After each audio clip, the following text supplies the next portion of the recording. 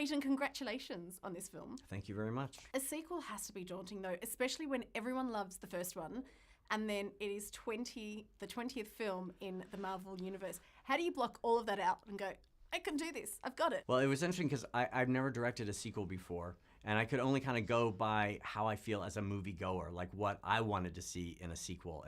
And looking at sequels that I've liked and kind of figuring out, okay, I like this in certain sequels, and here are things I don't like in other sequels. So it really was trying to make it to sort of take the Pym particle shrinking and growing technology and go nuts with it. I really wanted to feature the city of San Francisco more and get out and open up the movie more. And then also really just to kind of strengthen and deepen the relationships between these characters in the movie. As well as doing all of that, though, how do you also make sure that, because it is part of the Marvel Universe, that this film ties in with what's going on in the Marvel Universe, but you also get to put your own stamp on it? Yeah, I think, we're really encouraged at Marvel, which is great to kind of, there are 3 Marvel movies this year: Black Panther, Infinity War, and Ant-Man and the Wasp. They're all very tonally different, and I think that's something that is kind of the key to what Marvel's been doing so well, is just to kind of, really mix it up and mix it up tonally. So, I mean, for us, we really are kind of a little bit more of a standalone story, a more intimate story about family. Having said that, we do deal with the events of Infinity War in our own very particular Ant-Man and the Wasp way. So it's nice to kind of have crosstalk between the writers and directors of the other movies. But it's a very different creative exercise. I like it. I think the thing that draws us into Ant-Man and the Wasp is, at the end of the day, the characters. Yes, the action's fantastic, but it is all about the characters. Love the originals, but loved the new ones that you brought in. Michelle Pfeiffer's character, Lawrence Fishburne's character, the Ghost. Yes. I love that he's not a man. It's a female. Why did that happen? And how did the fans react? Because the fans can be full on. The fans can be pretty intense in a great way. They're very passionate. There's a giant tome, this Marvel encyclopedia that has all the heroes and villains and characters.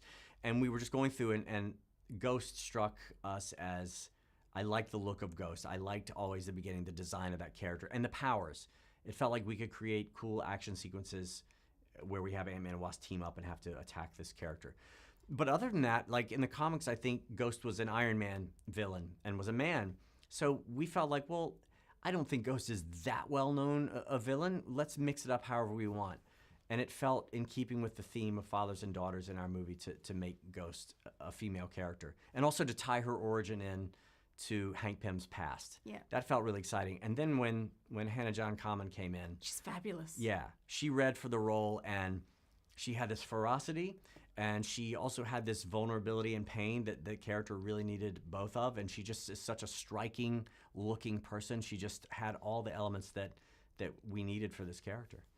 Talking about characters, I've heard you say that you get really jealous when you see your characters appear in other films. So Yeah. How were you feeling when not only were they appearing in other films, but they were doing it while working on your own film? They were going off to Avengers 4. Yeah. How did you deal with that? Well, with Paul in particular, we had to it's a big scheduling feat. But listen, I got used to it. Personally, listen, those are my issues. I have to work them out on my own. But the idea of, sort of this shared universe, that's kind of part of it. Yeah. And that's what's cool because it reflects, when I was a kid reading Marvel Comics, I love that you could be reading a Spider-Man comic and the Hulk would show up or Iron Man would show up. They sort of cross-pollinated. So the cinematic universe really does reflect what Stan Lee and all the artists started in the comics. So as a fan, I like that.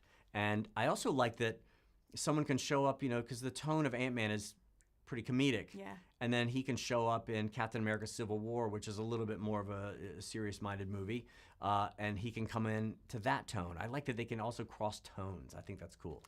I know your job is a lot of work, but what is the best bit about being able to say you're a director of a superhero film? I think for me, having done a lot of comedies before, that this is a great extension for me of being able to do visual comedy and to work with these types of actors. To me, there's nothing more satisfying than kind of not only doing these insane visual effects, but being able to sit in a room with writers and say, I want to see this. This is a crazy thing. I want to see Giant Man using a truck as a scooter and going through the city of San Francisco, and then being able to sort of do it and work with the visual effects team and do an absolutely photorealistic version of that. It's so satisfying to me as a director. Well, thanks for doing it, because we're really enjoying it. Well, thank you very much.